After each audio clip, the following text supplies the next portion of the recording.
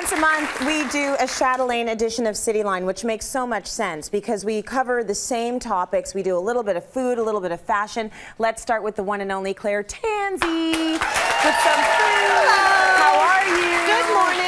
We won't hug and kiss because I know what's going around. I know. You know, first Family week back illness. at school, and already, you know, the My kid sickness doesn't is even go to everywhere. school.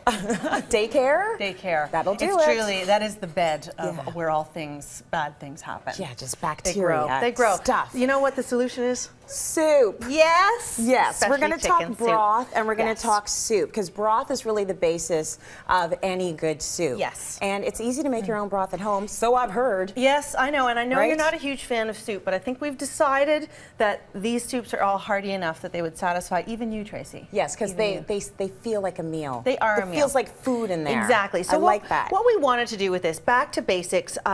I make chicken stock at home all the time. It's really easy.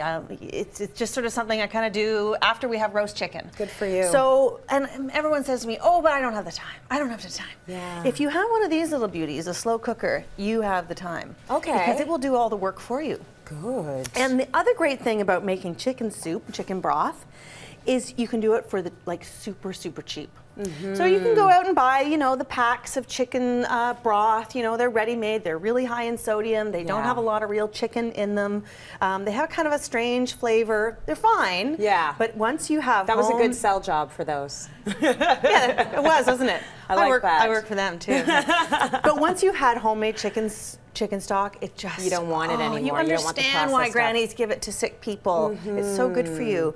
Okay, so what do you do? How do we Okay, make so this?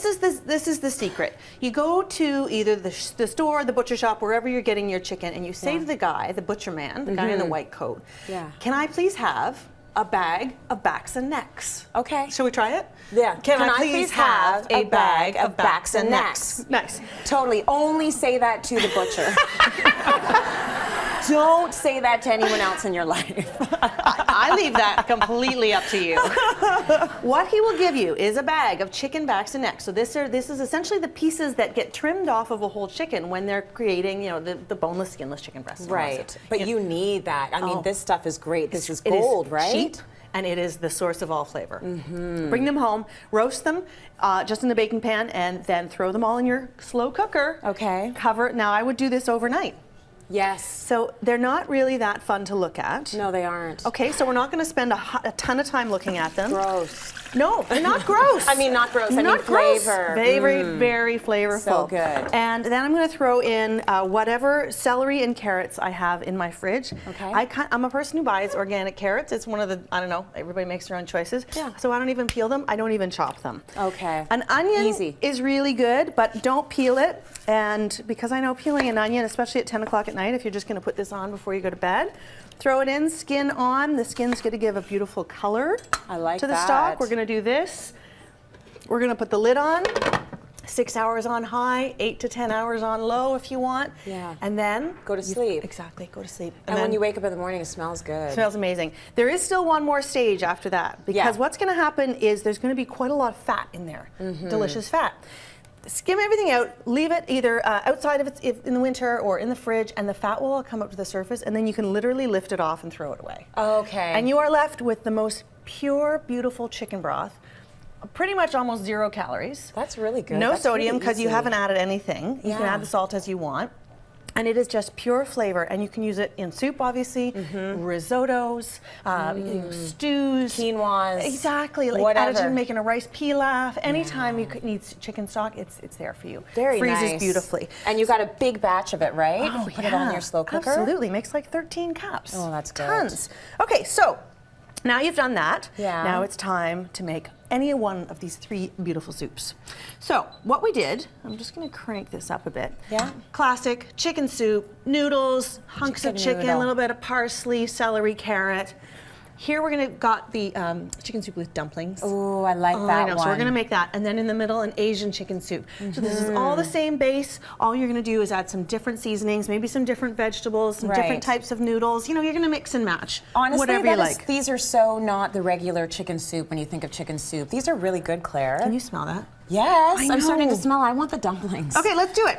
Okay, so let's whisk that egg for me. Okay. No, I wanted to show you how to make dumplings because it sounds like it's going to be really complicated, but it it's does, really a not. I'm little going to give bit. you a little bit of melted butter. Okay. That's going to give them some glorious flavor. A little bit of milk. Yeah. Good, nice gentle whisking. We don't want to get our pretty outfits covered in anything. No. And then a little bit of salt and flour.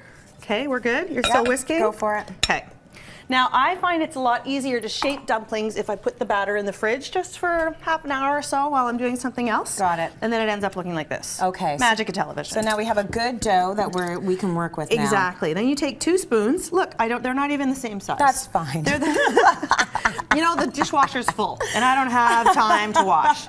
So you can see that the dumpling batter is quite thick. Yeah. What you want to do, make sure the soup is just barely simmering, and you kind of blob them down. Oh, throw it right in there. You throw it right in there, so you don't have to roll them out. No rolling pin, no like flour on the counter. Yeah. Doesn't matter if some are big, some are small. If you wanted to make them into like, I don't know, elephant shapes or something, I mean, you go for it. But Letters. then all this is going to do is because the soup is just gently simmering. Yeah. It's going to slowly cook those dumplings, and then you're going to have this. That is very easy. It is really Miss very Claire. easy. I love that. And you can serve it with toast as well if you want to carb it up. Later on, we are going to talk about another soup variation yes. using that same amazing broth that we basically made while we were sleeping. So